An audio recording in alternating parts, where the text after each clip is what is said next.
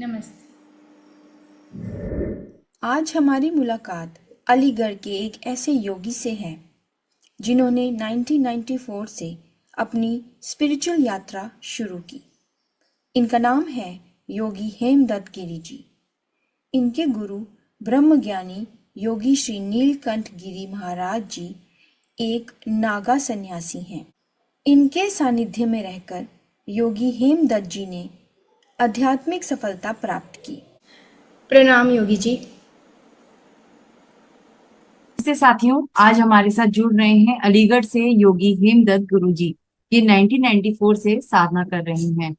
एक समय था जब हेमदत्त गिरी जी भी हमारी तरह एक गृहस्थी वाले व्यक्ति थे, लेकिन उनके जीवन में कुछ ऐसा हुआ जिसने उन्हें योगी बना दिया। इस कलयुग में सच्चे गुरु नहीं मिलते।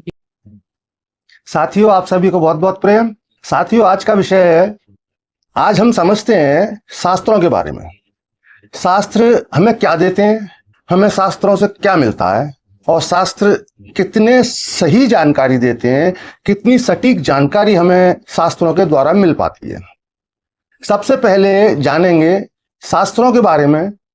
जो अनेक आत्मज्ञान को उपलब्ध संत हुए, जितने भी आत्मज्ञान को उपलब्ध संत हुए, जैसे कबीर, जैसे जय कृष्णमूर्ति, इस तरह के जितने भी संत हुए हैं, उन सभी ने शास्त्रों का विरोध किया है। क्योंकि शास्त्रों से हमें कहीं भी ऐसा कुछ नहीं मिलता जिससे हमारा कल्याण हो सके, आत्म कल्याण हो सके। शास्त्रों से हमें मात्र जानकारी मिलती है। शास्त्रों से हमें सिर्फ इतनी जानकारी मिलती है कि ऐसा कुछ होता है, ये होता है, ऐसा होता है। सटीक जानकारी नहीं मिलती। हाँ, ऐसा ऐसा होता है या ऐसा ऐसा हुआ, मतलब हिस्ट्री की बात है जो हो चुकी हैं, पहले कभी हो चुकी हैं। या शास्त्रों के विषय में कहेंगे, शास्त्र क्या है? शास्त्र मात्र श्रुति है। श्रुति यानी सुनी हुई बातें, और सुनी हुई बातें कभी उतना सत्य नहीं होती। बात विषय बताती हैं, विषय की जानकारी भर मिलती है, लेकिन कोई सटीक जानकारी शास्त्रों से नहीं मिलती। कोई भी सुनी हुई बात कोई सटीक जानकारी नहीं देती। श्रुति शास्त्रों को इसलिए कहते हैं, शास्त्र किसी एक व्यक्ति ने जाना और लिखे नहीं गए। श्रुति जो सुनी गई, जो गुरु शिष्य परंपरा से, गुरु ने शिष्य को बताई, शिष्य ने फिर अपने शिष्य को बताई, शिष्य ने फिर अपने शिष्य को बताई। जब हमारे पास लिखने के साधन नहीं थे, लिखने का कोई माध्यम नहीं था, तो श्रुति मतलब सूत्रों के अनुसार, सूत्रों के द्वारा शिष्य परंपरा से, गुरु शिष्य परंपरा से वो सब ज्ञान संग्रहित रहता था। जो गुरुओं ने जाना, स्वयं उन्होंने अपने ध्यान में घटित अवस्थाओं में जाना, स्वयं देखा। अब यहां पर यह समझ लेने की बात है, यहां समझने का विषय है, उन्होंने जो देखा, क्या वही वो शब्दों में एज ए टीच बता पाए? क्या संभव है? अभी मैं आपसे पूछता हूं, आप किसी दृश्य को देखते हैं और उस दृश्य को एज ए टीच, जैसा आपने देखा, जो कोई घटना आपने देखी, उस घटना को जैसे घटित हुई उस तरह से आप शब्द टू शब्द, शब्द बाई शब्द उसको लिख सकते हैं या बता सकते हैं। एक प्रयोग आप इस विषय में कर सकते हैं। आप 4 लोगों से मिलिए, एक घटना जो घटित हुई हो और उस जगह पर 4 लोग जो उपलब्ध रहे हों, मौजूद रहे हों, आई विटनेस रहे हों, चश्मदीद रहे हों, जो उन्होंने उस घटना को घटते हुए देखा हो, 4 लोगों को। उन 4 लोगों से आप अलग अलग उस घटना के विषय में पूछिएगा। निश्चित ही सभी का उस घटना के विषय में अलग अलग विवरण होगा, क्योंकि जो घटना घटी वो एक अलग विषय है और उस घटना को देखा वो एक दूसरा विषय है। अब दूसरे विषय में जिस व्यक्ति ने घटना को देखा, जिस व्यक्ति ने उस घटना को घटित होते देखा, उस स्थिति को देखा, स्थिति को जाना, तो स्थिति का एक होना अलग विषय है और उसको जानना एक अलग विषय है। तो जो भी किसी स्थिति को जानता है उसमें उसका अपना दृष्टिकोण, उसका वैचारिक दृष्टिकोण का स्वयं का विश्लेषण उसमें जुड़ जाता है। ऐसा होने से वो जो घटना थी उसमें चेंज आ जाता है, एक बदलाव आ जाता है, सेम वही नहीं रहता। तो आप जब चार लोगों से एक ही घटना को पूछेंगे, एक ही स्थिति के बारे में पूछेंगे, तो चारों लोगों की व्याख्या अलग अलग होगी। एक ही स्थिति की चार लोगों की व्याख्या बिल्कुल अलग होगी। तो साथियों, यहां हमें समझना चाहिए कि शास्त्रों से हमें जो मिलता है वो श्रुति है, सुनी हुई बातें। तो सुनी हुई बातें कभी भी यथार्थ नहीं होती, कभी भी फैक्ट नहीं होती, कभी भी सत्य नहीं होती। और अगर हमें सत्य जानना है तो स्वयं उस स्थिति को जानना होगा और उस स्थिति में उतरना होगा। हम शास्त्रों से इतना कर सकते हैं, शास्त्रों का इतना सहयोग ले सकते हैं। शास्त्रों में से कोई एक विधि, अब श्रीमद् भगवत गीता है, श्रीमद् भगवत गीता में भगवान ने बहुत सारी विधियां बताई हैं सत्य को प्राप्त करने की, भगवान को प्राप्त करने की, ईश्वर तत्व को जानने की। बहुत सारी विधियां भगवान ने भगवत गीता में बताई हैं। अब आप उनमें से एक विधि कोई चुन सकते हैं। शास्त्रों में से कहीं कोई एक विधि आपको मिल जाती है, वो एक विधि आप चुन सकते हैं और वो विधि आपका कल्याण कर सकती है, आपको परम तत्व को उपलब्ध करा सकती है, परम पिता परमात्मा से एकाकार करा सकती है। लेकिन कहीं शास्त्रों के अध्ययन से तो और भी ज्यादा मुसीबत हो जाने वाली है। अगर आप शास्त्रों का अध्ययन बहुत अध्ययन कर लेते हैं, संस्कृत के बहुत बड़े बड़े मोटे मोटे श्लोक याद कर लेते हैं, तो ये बहुत बड़ी समस्या हो जाने वाली है। ये मात्र जानकारी के लिए आप शास्त्रों का अध्ययन करें, ठीक है, वहां भी दिक्कत है। आप जानकारी के लिए भी शास्त्रों का अध्ययन कर लेते हैं तो कबीर कहते हैं पोथी पढ़ जग मरा, पोथी पढ़ जग मरा, पंडित भया न कोई, 2.5 अक्षर प्रेम का, पढ़े सो पंडित हो। यहां प्रेम को समझ लेने की बात है। प्रेम आखिर है क्या? प्रेम कोई स्त्री पुरुष का प्रेम नहीं, पति पत्नी का प्रेम नहीं, प्रेमी प्रेमिका का प्रेम नहीं है ये, या भाई बहन, या मतलब प्रेम जो मूल तत्व है, प्रेम अपने आप में एक मूल तत्व है। वो प्रेम किसी के भी प्रति घटित हो सकता है। तो किसके प्रति घटित होता है, प्रश्न ये नहीं है, प्रश्न ये है किसके माध्यम से घटित होता है। अब हमें माध्यम और उसके बीच की स्थिति को समझना है। एक माध्यम है, एक हम हैं, और हमारे और माध्यम के बीच में घटित हो रहा है प्रेम। तो जो बीच का जो है पॉइंट है प्रेम, उस प्रेम की स्थिति को किसी व्यक्ति के द्वारा हमें प्रेम की एक स्थिति पैदा हो रही है हमारे अंदर, तो वो स्थिति एक व्यक्ति के द्वारा ना होकर स्वयं हमारे अपने अंदर पैदा हो। और पैदा नहीं करनी है, और प्रेम कोई बाहर से नहीं आता, प्रेम हमारी स्वाभाविक स्थिति है, हमारे अपने अंदर की स्थिति है। बाधा क्या आ जाती है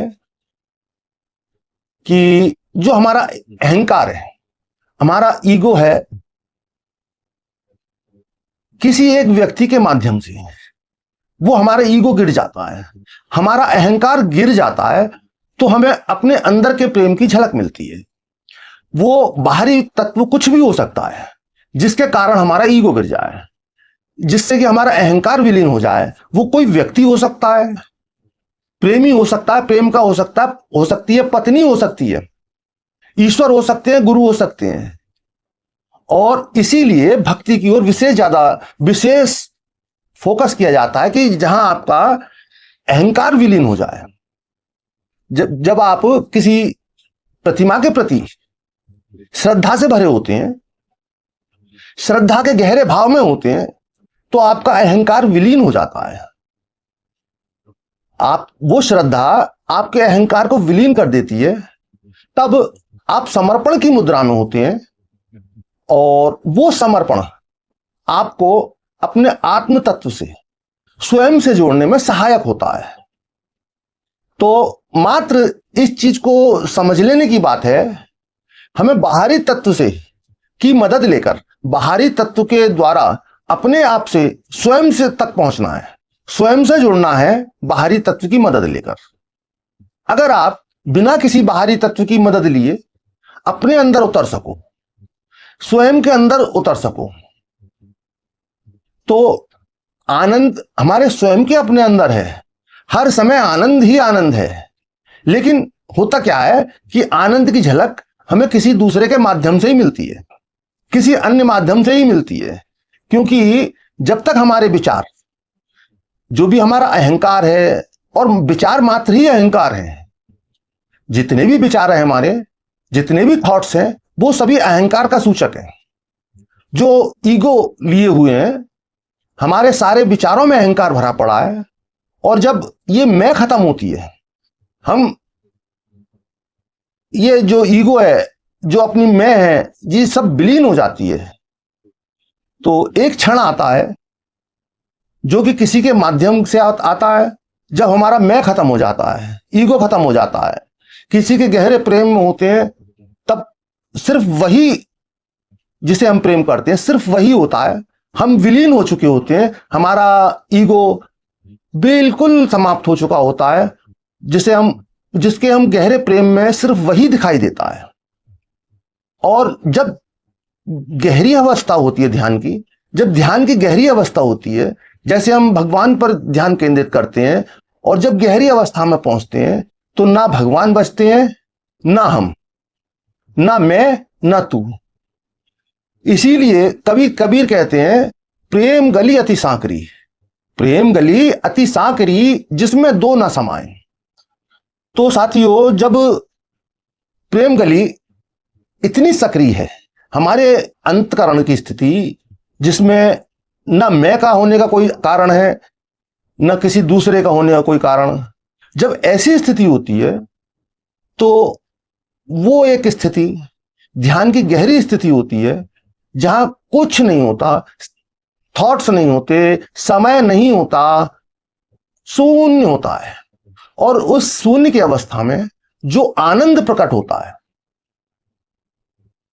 वो आनंद, उसके लिए कभी किसी के पास कोई शब्द नहीं रहे। जिन आत्मज्ञानियों ने, जिन ऋषियों ने उस आनंद को जाना, बहुत ज्यादा बता नहीं पाए उस आनंद के बारे में। उस आनंद के बारे में सिर्फ गूंगे का गुड़ कह सकते हैं। एक गूंगे व्यक्ति से आप कोई मीठा खाता है, वो तो पूछेंगे कि कैसा था, तो बस मुस्कुरा देगा, लेकिन उसके पास शब्द नहीं है कहने के लिए। ऐसे ही गूंगे का गुड़ से कहा जाता है। और साथियों, शास्त्रों से आप कुछ प्राप्त नहीं कर सकते। कुछ प्राप्त करना है आपको, स्वयं जानकर ही कर सकते हैं। ये अनुभव स्वयं जानने का अनुभव है। सुनकर आपको कुछ नहीं मिलेगा। जैसे आप बहुत सारे व्यंजनों के नाम सुन सकते हैं, उनके बारे में पढ़ सकते हैं, उनके बारे में सुन सकते हैं, उनका जिक्र कर सकते हैं, लेकिन उनका आनंद आप तभी ले सकते हैं जब आप उन्हें स्वयं सेवन करें। जल की आप कल्पना कर सकते हैं, विचार कर सकते हैं, लेकिन वो कल्पना या विचार आपकी प्यास को नहीं बुझा सकते। प्यास जल ही बुझाएगा। तो आप कितना ही शास्त्रों को पढ़ लीजिए, आपकी प्यास जो जन्मों जन्मों की प्यास है, ईश्वर तत्व को जानने की प्यास है, तो वो शास्त्रों से नहीं बुझेगी। वो बुझेगी आपके स्वयं के साधना में उतरने से, गहरे ध्यान में उतरने से, भक्ति में उतरने से। मार्ग कोई सा भी हो, भक्ति हो, ध्यान योग हो, तंत्र योग हो, कर्म योग हो, कोई सा भी योग हो।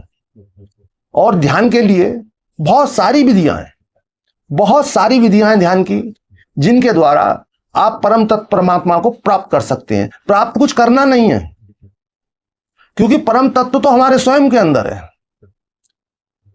जब हमारे अंदर है तो हमें प्राप्त क्या करना। लेकिन जो हमारे अंदर ईगो जो चल रहा है, हमारा जो हमारे अहंकार का जो पर्दा है, इसने जितना कालिक, जितना अंधकार हमारे अंदर छाया हुआ है, बस इस अंधकार को दूर करने के लिए मात्र हमें एक दीपक जलाना है, प्रकाश का, अंतकरण के प्रकाश का। और जिस क्षण वो अंतकरण के प्रकाश का दीपक जलता है, ज्योति जलती है, उस क्षण हमारे सारे संशय, सारे अंधकार, सभी कुछ विलीन हो जाना है। सारी स्थितियां हमारे सामने बिल्कुल क्लियर हो जानी है, कहीं कोई संशय रह नहीं जाएगा। तो साथियों, आज का वीडियो बस इतना ही। अपने कमेंट बॉक्स में लिखिएगा। आप सभी को बहुत बहुत प्रेम।